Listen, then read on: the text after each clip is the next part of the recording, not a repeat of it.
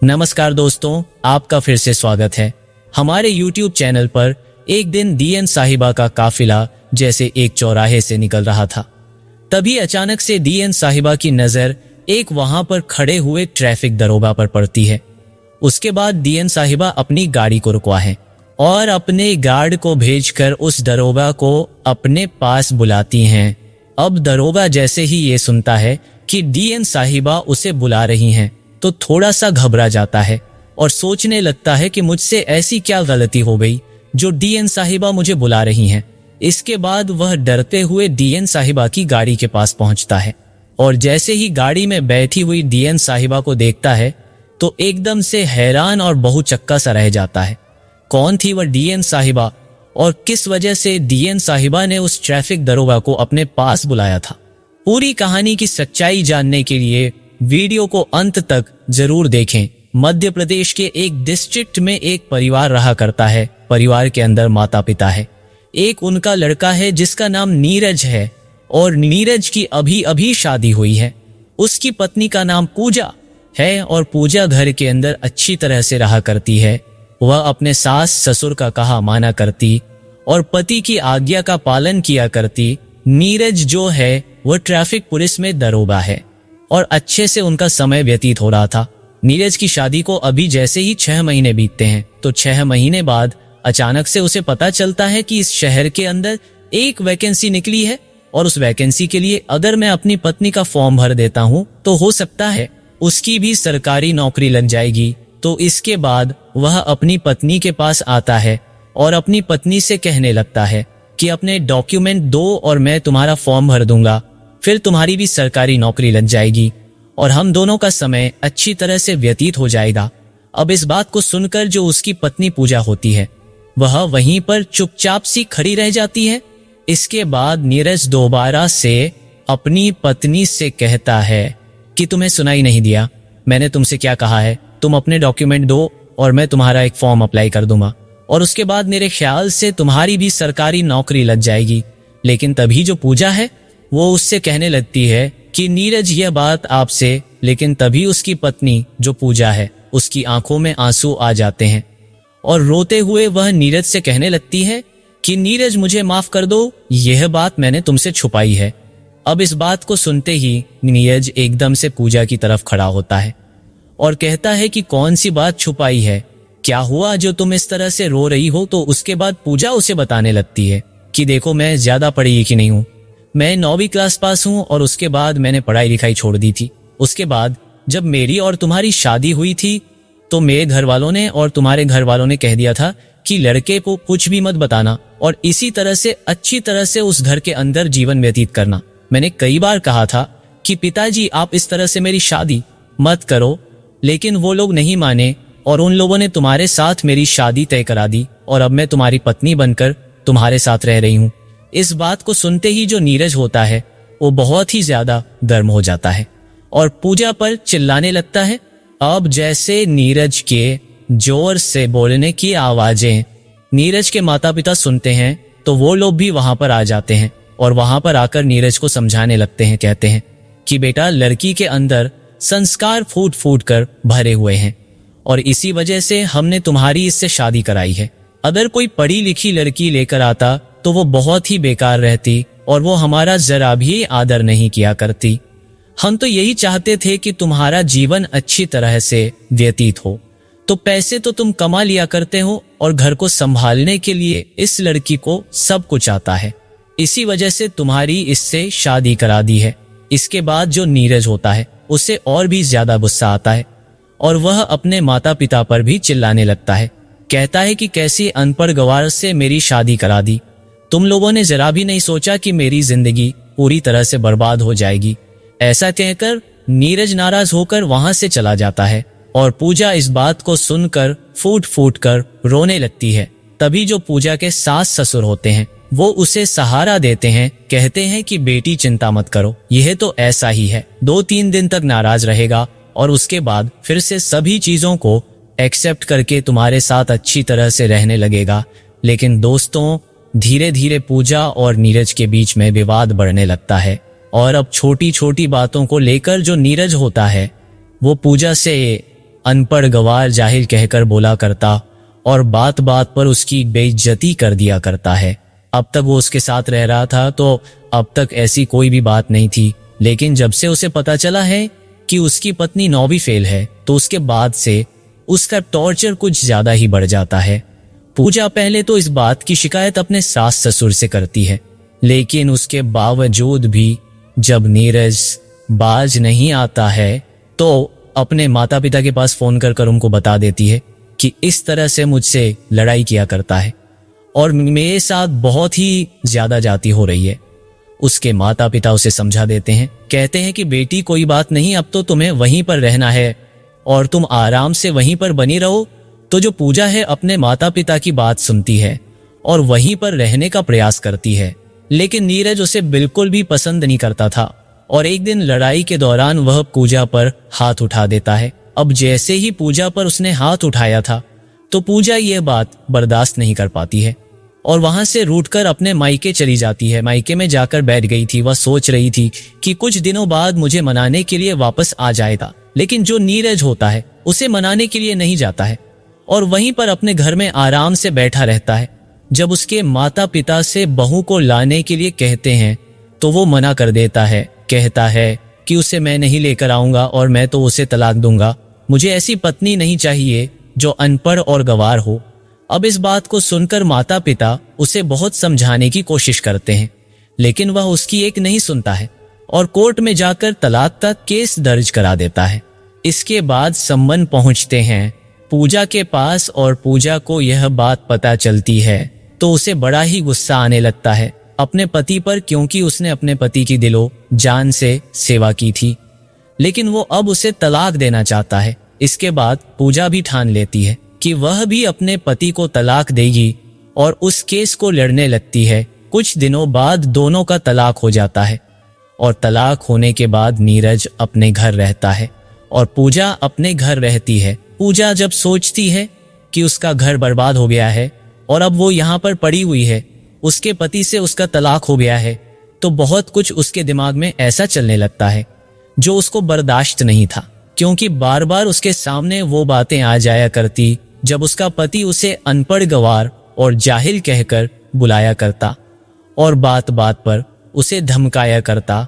कभी कभी उसे अपने पति पर गुस्सा आता है तो कभी कभी उसे ऐसा लगता है कि जो कुछ भी हुआ है बहुत ही गलत हुआ है। इसके बाद जो पूजा के पिता होते हैं वो अपनी बेटी की हालत को देखते हैं और कहने लगते थी कि बेटी अब मैं क्यों ना तुम्हारी दूसरी शादी करा देता हूँ, क्योंकि पूजा के पिता के पास रुपए पैसों की कोई भी दिक्कत नहीं थी, अच्छा खासा रुपया पैसा था और उसके बाद भी पूजा के तलाक होने के बाद उन्हें कुछ ना कुछ पैसे मिले थे और उन पैसों से ही वो अपनी बेटी की शादी कराने के लिए कह रहे थे।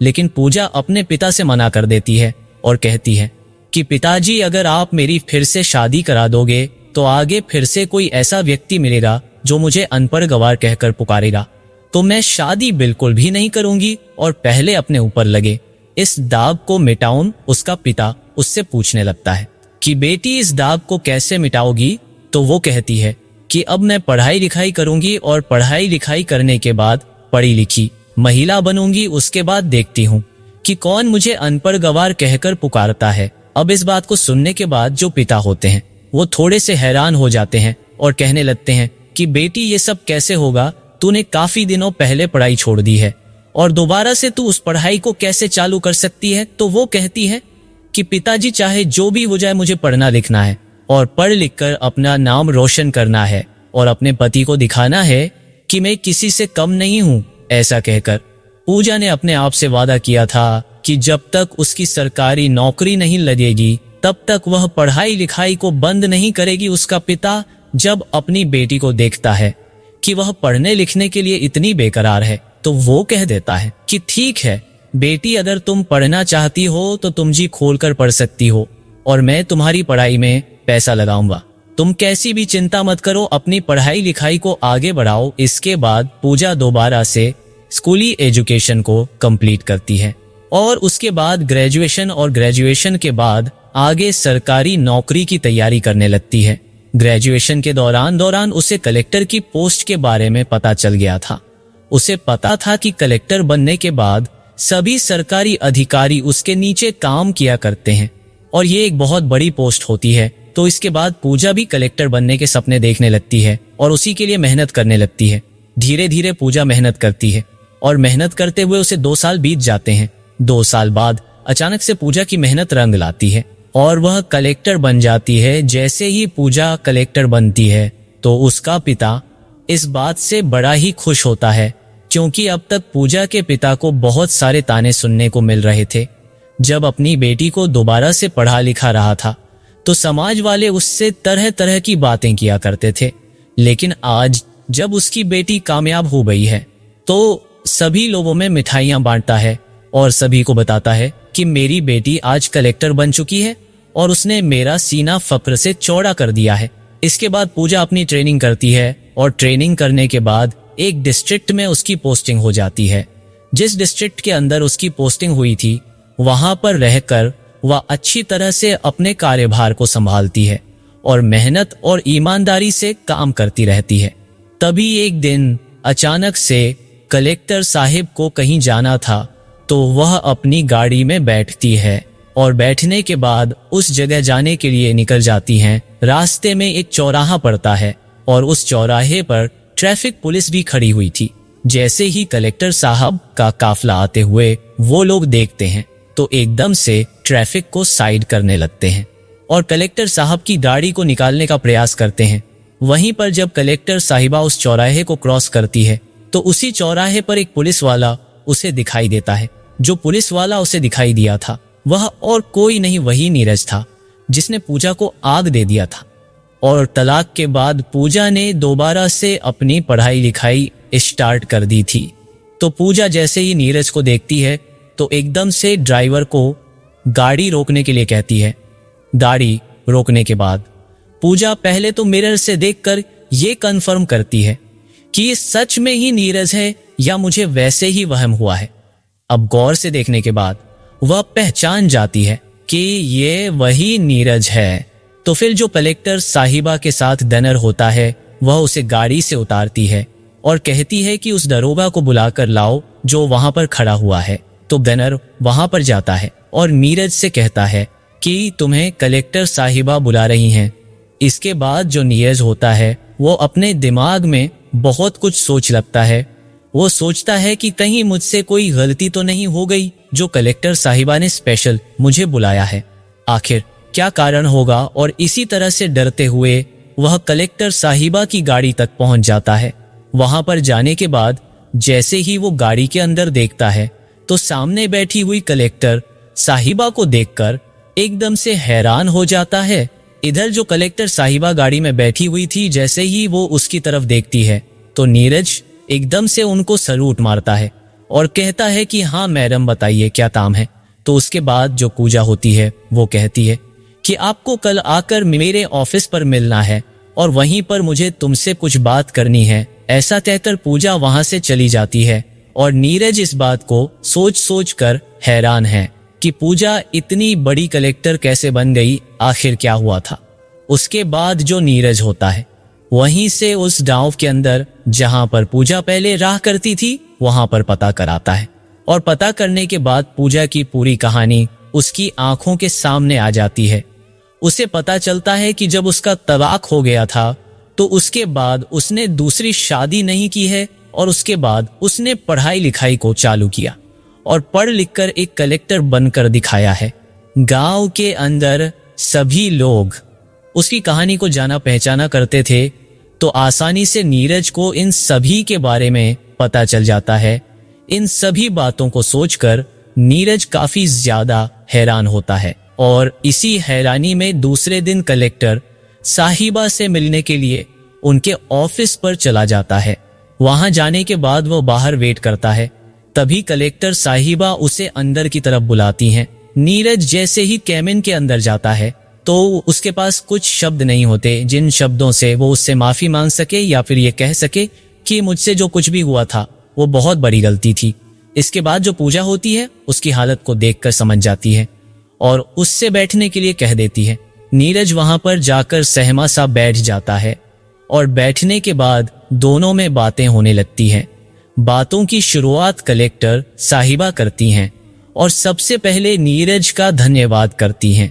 अब जैसे ही कलेक्टर साहिबा ने नीरज का धन्यवाद किया था तो वो एकदम से हैरान हो जाता है। वह सोचने लगता है कि मैंने तो इसको तलाक दे दिया था और इससे काफी बुरी भरी बातें भी की थी और इस पर हाथ भी उठाया था, फिर ये मेरा धन्यवाद क्यों कर रही है। तो वो पूछने लगता है कि पूजा तुम मेरा धन्यवाद क्यों कर रही हो। तो पूजा कहती है कि देखो, अगर तुम शायद उस टाइम पर मुझे परेशान नहीं करते और मुझे ये याद नहीं दिलाते कि मैं अनपढ़ गंवार हूं, तो शायद आज मैं इस पोस्ट को हासिल नहीं कर पाती। अब ये बात सुनकर नीरज बड़ा ही हैरान होता है, क्योंकि पूजा के साथ जिसने गलत किया था वह उसका भी धन्यवाद कर रही है और हर चीज को पॉजिटिव लेकर चल रही है। इसके बाद नीरज अपने आप को नहीं रोक पाता और वह एकदम से पूजा के सामने फूट फूट कर रोने लगता है। कहता है कि पूजा, मुझे माफ कर दो, मुझसे बहुत बड़ी गलती हो गई जो मैंने तुम्हें तलाक दे दिया। अगर मैं तुम्हें तलाक नहीं देता तो मेरी जिंदगी और भी बेहतर हो सकती थी।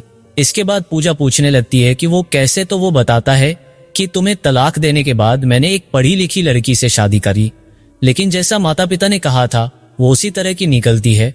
उसने मेरा जीना हराम कर रखा है और मैं उसे चाहकर भी तलाक नहीं दे सकता, क्योंकि वो बार बार तरह तरह के केस मुझ पर करने की कोशिश करती है और मुझे धमकी दिया करती है और कहती है कि अगर तुमने इधर उधर थोड़ा भी किया तो फिर देख लेना, तुम्हारी ना तो नौकरी बचेगी और ना ही तुम्हारे माता पिता भी घर के अंदर आराम से रह सकते हैं। ऐसा कहकर नीरज फिर से फूट फूट कर रोने लगता है। तभी जो पूजा होती है उसे फिर से चुप कराती है और कहती है कि कोई बात नहीं नीरज, जो कुछ होना होता है वो ऊपर वाला हमारे भाग्य में लिखता है और इसमें हमारे हाथ में कुछ नहीं होता है। शायद तुम्हारे भाग में वही महिला थी, इसी वजह से तुमने मुझे तलाक दिया और उससे शादी कर ली। इसके बाद नीरज अपने आंखों के आंसुओं को पहुंचता है और उससे हिचकते हुए पूछने लगता है कि पूजा, तुमने शादी क्यों नहीं की अब तक। तो पूजा कहती है कि मैं शादी करना तो चाहती थी, लेकिन मुझे तुम्हारी बातें शादी नहीं करने दे रही थी।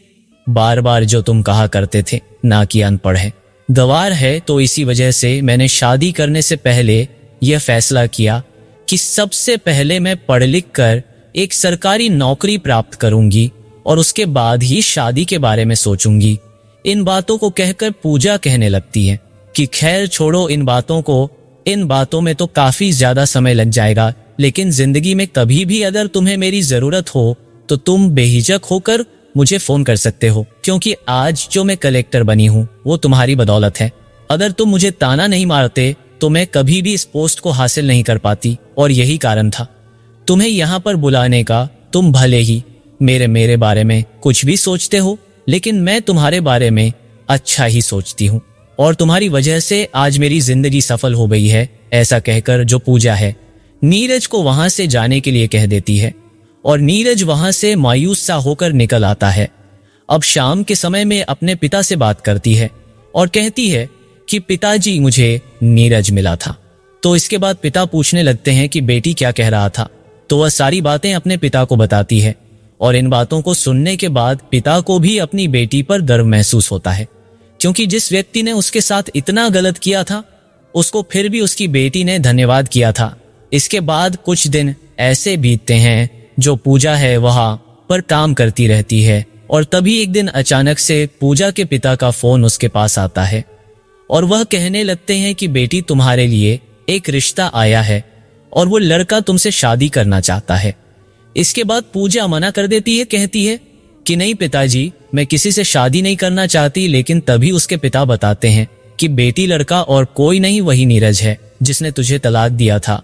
अब यह बात सुनकर वो बड़ी हैरान हो जाती है और कहने लगती है कि पिताजी, नीर ने तो मुझसे कहा था कि मेरी शादी हो गई है और मेरी पत्नी मुझे बहुत ज्यादा परेशान किया करती है। तो उसके पिता कहने लगते हैं कि बेटी, वो तुमसे झूठ बोल रहा था, उसने अभी तक कोई भी शादी नहीं की है। नीरज के पिता यहाँ पर आए हैं और उन्होंने पूरी कहानी मुझे बताई है। दरअसल जब तुम दोनों का तलाक हो गया था तो उसके कुछ दिनों बाद तक नीरज गुस्सा रहता है, लेकिन उसके बाद अपने किए गए फैसले पर पछताने लगता है, क्योंकि बार बार वह तुमको याद किया करता और याद करके फूट फूट कर रोया करता। उसके माता पिता ने भी उससे कई बार शादी करने के लिए कहा था, लेकिन उसने साफ साफ मना कर दिया और कह दिया था कि मैं किसी से भी शादी नहीं करूंगा। अब जब तुम्हारी मुलाकात उससे हो गई है तो उसे लग रहा है कि वो तुम्हारे साथ शादी करे दोबारा से, चाहे उसके लिए कुछ भी करना पड़े। वह तुमसे माफी मांगने के लिए भी तैयार है और तुम्हारे साथ शादी करना चाहता है। इस बात को सुनकर जो पूजा है